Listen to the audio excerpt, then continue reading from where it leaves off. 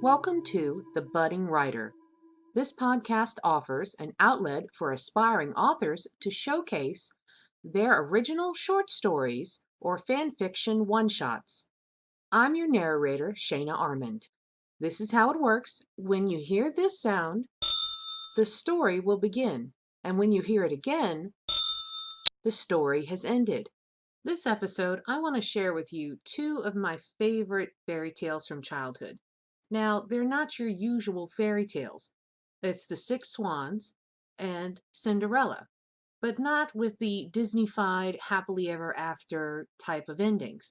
In fact, I'm going to read them straight from the Grimm's fairy tales that were a collection of works of folklore by the Grimm brothers. They were often tales of harrowing tragedies that usually ended with tough consequences for the evildoers.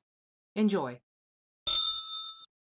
The Six Swans, as written by the Brothers Grimm in Grimm's Fairy Tales, narrated by Shayna Armand. A king was once hunting in a great forest, and he chased his prey so eagerly that none of his men could follow him. As the evening approached, he stopped and looked around and saw that he was lost. He looked for a way out of the woods, but he could not find one. Then he saw an old woman with a bobbing head who approached him. She was a witch. "My dear woman," he said to her, "can you show me the way through the woods?" "Oh, yes, your majesty," she answered. "I can indeed. However, there is one condition. If you do not fulfill it, you will never get out of these woods, and will die here of hunger." "What sort of condition is it?" asked the king. "I have a daughter," said the old woman, "who is as beautiful as anyone you could find in all the world, and who will well deserve to become your wife. If you will make her your queen, I will show you the way out of the woods." The king was so frightened that he consented, and the old woman led him to her cottage, where her daughter was sitting by the fire. She received the king as if she had been expecting him. He saw that she was very beautiful, but in spite of this he did not like her, and he could not look at her without secretly shuddering. After he had lifted the girl onto his horse, the old woman showed him the way, and the king arrived again at his royal castle, where the wedding was celebrated. The king had been married before, and by his first wife he had 7 children, 6 boys and 1 girl. He loved them more than anything else in the world. Fearing that the stepmother might not treat them well, even do them harm, he took them to a secluded castle which stood in the middle of a forest. It was so well hidden, and the way was so difficult to find, that he himself would not have found it if a wise woman had not given him a ball of magic yarn. Whenever he threw it down in front of him, it would unwind itself and show him the way. However, the king went out to his dear children so often that the queen took notice of his absence. She was curious and wanted to know what he was doing out there all alone in the woods. She gave a large sum of money to his servants, and they revealed the secret to her. They also told her about the ball of yarn, which could point out the way all by itself. She did not rest until she discovered where the king kept the ball of yarn. Then she made some little shirts of white silk. Having learned the art of witchcraft from her mother, she sewed a magic charm into each one of them. Then one day, when the king had ridden out hunting, she took the little shirts and went into the woods. The ball of yarn showed her the way. The children, seeing that someone was approaching from afar, thought that their dear father was coming to them. Full of joy, they ran to meet him. Then she threw one of the shirts over each of them, and when the shirts touched their bodies, they were transformed into swans, and they flew away over the woods. The queen went home very pleased, believing that she had gotten rid of her stepchildren. However, the girl had not run out with her brothers, and the queen knew nothing about her. The next day the king went to visit his children, but he found no one there but the girl. "Where are your brothers?" the king asked. "Oh, dear father," she answered, They have all gone away and left me alone." Then she told him that from her window she had seen how her brothers had flown away over the woods as swans. She showed him the feathers that they had dropped into the courtyard, and which she had gathered up. The king mourned, but he did not think that the queen had done this wicked deed. Fearing that the girl would be stolen away from him as well, he wanted to take her away with him, but she was afraid of her stepmother, and begged the king to let her stay just this one more night in the castle in the woods. The poor girl thought, "I can no longer stay here. I will go and look for my brothers." And when the night came, she ran away and went straight into the woods. She walked the whole night long without stopping, and the next day as well, until she was too tired to walk any further. Then she saw a hunter's hut and went inside. She found a room with 6 little beds, but she did not dare to get into one of them. Instead, she crawled under one of them and lay down on the hard ground where she intended to spend the night. The sun was about to go down when she heard a rushing sound and saw 6 swans fly in through the window. Landing on the floor, they blew on one another and blew all their feathers off. Then their swan skins came off just like shirts. The girl looked at them and recognized her brothers. She was happy and crawled out from beneath the bed. The brothers were no less happy to see their little sister, but their happiness did not last long. "You cannot stay here," they said to her. "This is a robber's den. If they come home and find you, they'll murder you." "Can't you protect me?" asked the little sister. "No," they answered. "We could take off our swan skins for only a quarter hour each evening. Only during that time do we have our human forms. After that we are again transformed into swans." Crying, the little sister said, "Can you not be redeemed?" "Alas, no," they answered. "The conditions are too difficult. You would not be allowed to speak or to laugh for 6 years, and in that time you would have to sew together 6 little shirts from asters for us, and if a single word were to come from your mouth, all your work would be lost." After the brothers had said this, the quarter hour was over, and they flew out the window again as swans. Nevertheless, the girl firmly resolved to redeem her brothers, even if it should cost her her life. She left the hunter's hut, went into the middle of the woods, seated herself in a tree, and there she spent the night. The next morning she went out and gathered asters and began to sew. She could not speak with anyone, and she had no desire to laugh. She sat there, looking only at her work. After she had already spent a long time there, it happened that the king of the land was hunting in these woods. His huntsmen came to the tree where the girl was sitting. They called to her, saying, "Who are you?" But she did not answer. "Come down to us," they said. "We will not harm you." She only shook her head. When they pressed her further with questions, she threw her golden necklace down to them, thinking that this would satisfy them. But they did not stop. So she then threw her belt down to them, and when this did not help, the garters, and then, one thing at a time, everything that she had on and could do without, until finally she had nothing left but her shift. The huntsmen, however, were not letting themselves be dissuaded. Climbed the tree, lifted the girl down, and took her to the king. The king asked, "Who are you? What are you doing in that tree?" But she did not answer. He asked her in every language that he knew, but she remained as speechless as a fish. Because she was so beautiful, the king's heart was touched, and he fell deeply in love with her. He put his cloak around her, lifted her onto his horse in front of himself, and took her to his castle. There he had dressed her in rich garments, and she glistened in her beauty like bright daylight, but no one could get a word from her. At the table he seated her by his side, and her modest manners and courtesy pleased him so much that he said, "My desire is to marry her, and no one else in the world." A few days later they were married. Now the king had a wicked mother who was dissatisfied with this marriage, and spoke ill of the young queen. "Who knows," she said, "where the girl cannot speak comes from? She's not worthy of a king."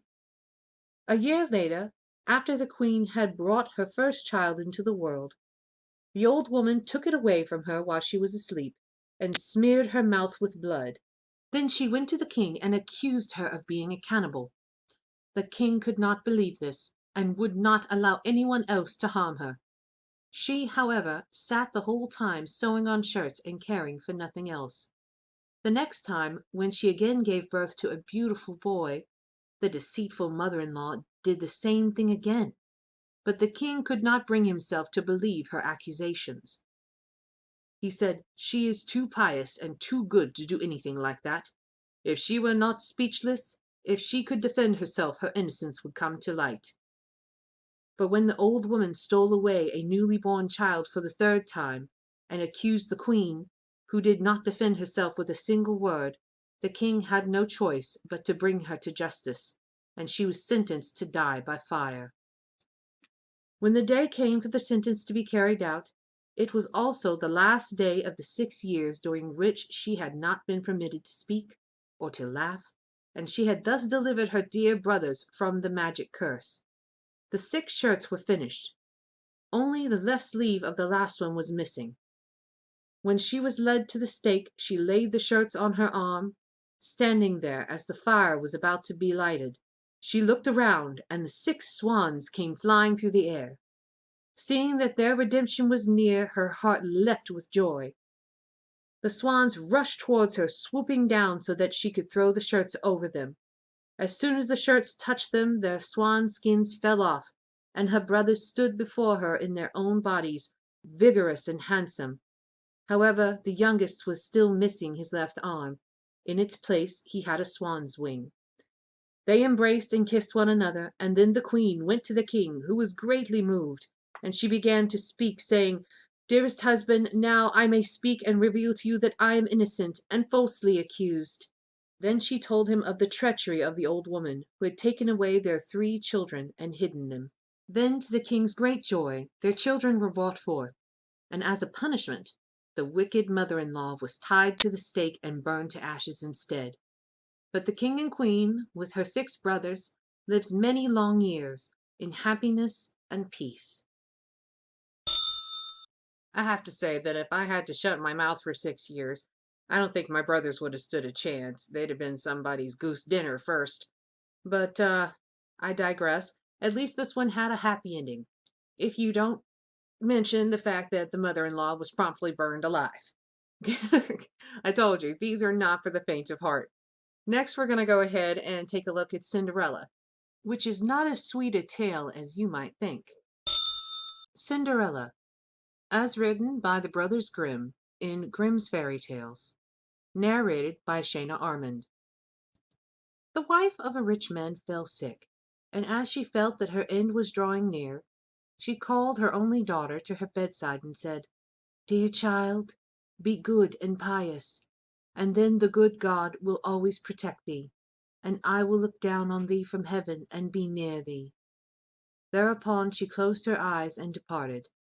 Every day the maiden went out to her mother's grave and wept, and she remained pious and good. When winter came, the snow spread a white sheet over the grave, and when the spring sun had drawn it off again, the man had taken another wife. The woman had brought 2 daughters into the house with her, who were beautiful and fair of face, but vile and black of heart. Now began a bad time for the poor stepchild.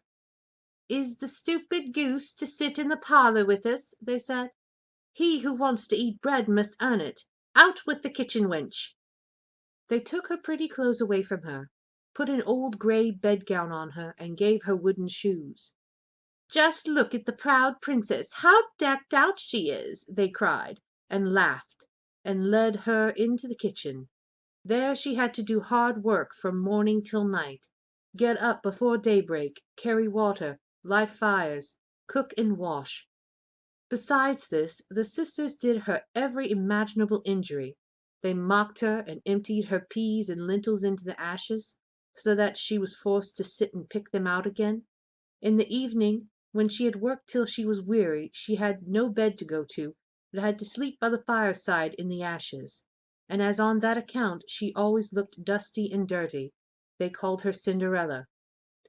It happened that the father was once going to the fair, and he asked his two stepdaughters what he should bring back for them. "Beautiful dresses," said one. "Pearls and jewels," said the second.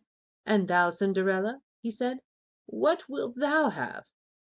"Father, break off for me the first branch which knocks against your hat on your way home." So he bought beautiful dresses, pearls and jewels for his two stepdaughters, and on his way home, as he was riding through a green thicket, a hazel twig brushed up against him and knocked off his hat. Then he broke off the branch and took it with him. When he reached home he gave his stepdaughters the things which they had wished for, and to Cinderella he gave the branch from the hazel bush. Cinderella thanked him, went to her mother's grave and planted the branch on it, and wept so much that the tears fell down on it and watered it. It grew, however, and became a handsome tree. Thrice a day Cinderella went and sat beneath it and wept and prayed, and a little white bird always came to the tree, and if Cinderella expressed a wish, the bird threw down to her what she wished for. It happened, however, that the king appointed a festival which was to last 3 days, and to which all the beautiful young girls in the country were invited, in order that his son might choose himself a bride. When the two stepsisters heard that they were to appear among the number, they were delighted, and called Cinderella and said, "Comb our hair for us, brush our shoes, and fasten our buckles, for we are going to the festival at the king's palace." Cinderella obeyed, but wept, because she too would have liked to go with them to the dance, and begged her stepmother to allow her to do so. "Thou go, Cinderella?" she said. "Thou art dusty and dirty, and wouldst go to the festival? Thou hast no clothes, no shoes, and yet wouldst dance?" As, however, Cinderella went on asking, the stepmother at last said, "I have emptied a dish of lentils into the ashes for thee. If thou hast picked them out again in 2 hours, thou shalt go with us." The maiden went through the back door into the garden and called, "You tame pigeons, you turtle doves, and all you birds beneath the sky, come and help me to pick the good into the pot, the bad into the crop." When the two white pigeons came in by the kitchen window, and afterwards the turtle doves, and at last all the birds beneath the sky, came whirring and crowding in, and alighted amongst the ashes, and the pigeons nodded with their heads and began to pick, pick, pick, pick, and the rest began also pick, pick, pick, pick, pick, and gathered all the good grains into the dish. Hardly 1 hour had passed before they had finished, and all flew out again. Then the girl took the dish to her stepmother, and was glad, and believed that now she would be allowed to go with them to the festival. But the stepmother said, "No, Cinderella, thou hast no clothes, thou canst not dance, thou wouldst only be laughed at." And as Cinderella wept at this, the stepmother said, "If thou canst pick 2 dishes of lentils out of the ashes for me in 1 hour, thou shalt go with us." And she thought to herself that she most certainly cannot do. When the stepmother had emptied the 2 dishes of lentils amongst the ashes, the maiden went through the back door to the garden and cried, "You tame pigeons, you turtle doves, and you all birds under heaven, come and help me pick." They cried, "The good into the pot, the bad into the crop." Then the 2 white pigeons came into the kitchen window, and afterwards the turtle doves, and at length all the birds beneath the sky came whirring and crowding in, and alighted amongst the ashes, and the doves nodded with their heads and began to pick, pick, pick, and the others also began to pick, pick, pick, and gathered all the good seeds into the dishes. Before half an hour was over they had already finished, and all flew out again. Then the maiden carried the dishes to the stepmother, and was delighted, and believed that she now might go with them to the festival.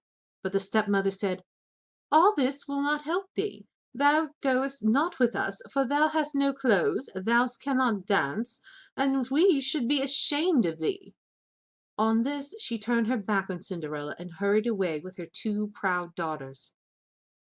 As no one was at home, Cinderella went to her mother's grave beneath the hazel tree and cried, "Shiver and quiver, little tree, silver and gold throw down to thee." Then the bird threw a gold and silver dress down to her, and slippers embroidered with silk and silver. She put on the dress with all speed and went to the festival. Her stepsisters and stepmother, however, did not know her, and thought she must be a foreign princess, for she looked so beautiful in the golden dress. They never once thought of Cinderella, and believed that she was sitting at home in dirt, picking lentils out of the ashes. The prince went to meet her, took her by the hand, and danced with her. He would dance with no other maiden, and never let loose of her hand. And if no one else came to invite her, he said, "This is my partner." She danced till it was evening, and then she wanted to go home. But the king's son said, "I will go with thee, and bear thee company," for he wished to see to whom the beautiful maiden belonged. She escaped from him, however, and sprang into the pigeon house. The king's son waited until her father came, and then he told him that the stranger maiden had leapt into the pigeon house. The old man thought, "Can it be Cinderella?" And they had to bring him an axe and a pickaxe, that he might hew the pigeon house to pieces, but no one was inside it. And when they got home, Cinderella lay in her dirty clothes among the ashes, and a dim little oil lamp was burning on the mantelpiece. For Cinderella had jumped quickly down from the back of the pigeon house, and had run to the little hazel tree, and there she had taken off the beautiful clothes and laid them on the grave, and the bird had taken them away again, and then she had placed herself in the kitchen amongst the ashes in her grey gown. The next day, when the festival began afresh, and her parents and stepsisters had gone once more, Cinderella went to the hazel tree and said, "Shiver and quiver, my little tree, shiver in gold throw down over me." Then the bird threw down a much more beautiful dress than the one on the preceding day, and when Cinderella appeared at the festival in this dress, everyone was astonished at her beauty. The king's son had waited until she came, and instantly took her by the hand and danced with no one but her. When the others came and invited her, he said, "She's my partner." When the evening came she wished to leave, and the king's son followed her and wanted to see into which house she went. But she sprang away from him and into the garden behind the house. Therein stood a beautiful tall tree on which hung the most magnificent pears. She clambered so nimbly between the branches, like a squirrel, that the king's son did not know where she was gone. He waited until her father came, and said to him, "The stranger maiden has escaped from me, and I believe she has climbed up the pear tree." The father thought, "Can it be Cinderella?" and had an axe brought to cut the tree down, but no one was on it. And when they got into the kitchen, Cinderella lay there amongst the ashes, as usual, for she had jumped down on the other side of the tree, and taken the beautiful dress to the bird on the little hazel tree, and put on her grey gown.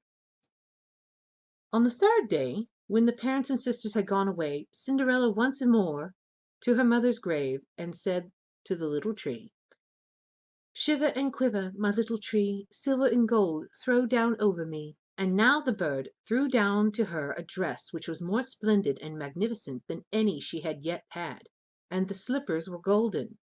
And when she went to the festival in the dress, no one knew how to speak for astonishment. The king's son danced only with her, and if any one invited her to dance, she said, "She is my partner." When the evening came, Cinderella wished to leave, and the king's son was anxious to go with her, but she escaped from him so quickly that he could not follow her. The king's son had, however, used a stratagem, and had caused the whole staircase to be smeared with pitch, and there, when she ran down, had the maiden's left slipper remained sticking. The king's son picked it up, and it was small and dainty, and all golden. The next morning he went with it to the father, and said to him, "No one shall be my wife but she whose foot this gold slipper fits." Then there were the two sisters, glad, for they had pretty feet. The eldest went with the shoe into her room and wanted to try it on, and her mother stood by. But she could not get her big toe into it, and the shoe was too small for her. When the mother gave her a knife and said, "Cut the toe off. When thou art queen, thou wilt have no more need to go on foot." The maiden cut the toe off, forced the foot into the shoe, swallowed the pain, and went out to the king's son. Then he took her on his horse as his bride, and rode away with her. They were, however, obliged to pass the grave, and there, on the hazel tree, sat two pigeons, and they cried, turn and peep, there's blood within the shoe. The shoe is too small for her, the true bride waits for you. Then he looked at her foot, and saw how the blood was streaming from it. He turned his horse round, and took the false bride home again. And she said she was not the true one, and that the other sister was to put on the shoe. Then this one went to her chamber and got her toe safely into the shoe, but her heel was too large. So her mother gave her a knife and said, cut a bit off thy heel. When thou art queen, thou wilt have no more need to go on foot. The maiden cut a bit off her heel, forced her foot into the shoe, swallowed the pain, and went out to the king's son. He took her on his horse as his bride, and rode away with her. But when they passed the hazel tree, the two little pigeons sat on it and cried, turn and peep, there's blood within the shoe. The shoe is too small for her, the true bride waits for you. He looked down at her foot and saw that the blood was running out of her shoe, and how it had stained her white stocking. Then he turned his horse and took the false bride home again. This is also not the right one, he said. Have you no other daughter? No, the man said. There is still a little stunted kitchen wench, which my late wife left behind her, but she cannot possibly be the bride. The king's son said he was to send her up to him, but the mother answered, oh no, she is much too dirty, she cannot show herself. He absolutely insisted on it, and Cinderella had to be called. She first washed her hands and face clean, and then bowed before the king's son, who gave her the golden shoe.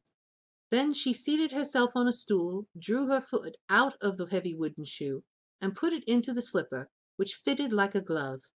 And when she rose up, the king's son looked at her face and recognized the beautiful maiden who had danced with him, and cried, that's my true bride. The stepmother and the two sisters were terrified and became pale with rage. He, however, took Cinderella on his horse and rode away, and as they passed the hazel tree, the two white doves cried, turn and peep, no blood is in the shoe. The shoe is not too small for her, the true bride rides with you. And when they had cried, the two came flying down and placed themselves on Cinderella's shoulders, one on the right and the other on the left, and remained sitting there. When the wedding with the king's son had to be celebrated, the two false sisters came and wanted to get into favor with Cinderella and share her good fortune. When the betrothed couple went to the church, the elder was at the right side and the younger at the left, and the pigeons pecked out one eye of each of them.